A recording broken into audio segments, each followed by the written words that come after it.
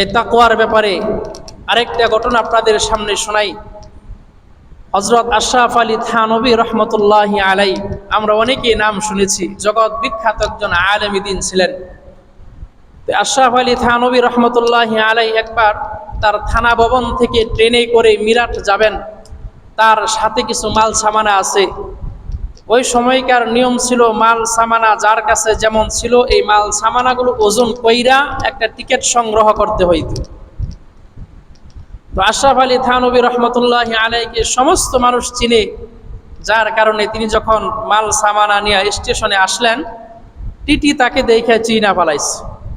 তো টিটি বললেন, হযরত আপনার টিকিট সংগ্রহ করুন, আপনার মাল সামানার টিকিট সংগ্রহ করা লাগবে না, আমি মিরাট পর্যন্ত যাব, আপনাকে কেউ কিছু জিজ্ঞেস করবে না। আশরাফ আলী থানভী রহমতুল্লাহি আলাইহি বললেন যে আমার সফর তো আরো বহুদূর।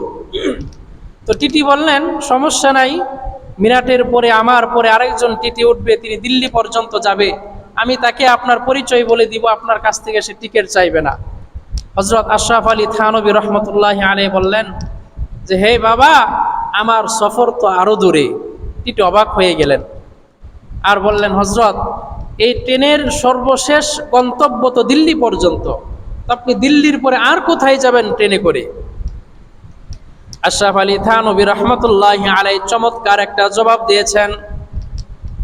হযরত আশরাফ আলী থানভী রহমতুল্লাহি আলাইহি টিটিকে বললেন, তুমি যাইবা মিরাট পর্যন্ত, তোমার এক বন্ধু যাইবে দিল্লি পর্যন্ত, আমার টিকিট লাগবে না।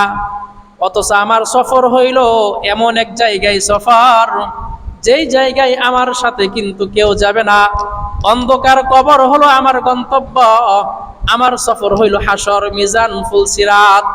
এই জন্যে আজকে তুমি আমাকে দিল্লি পর্যন্ত বিনা টিকেটে নিয়ে যাইবা।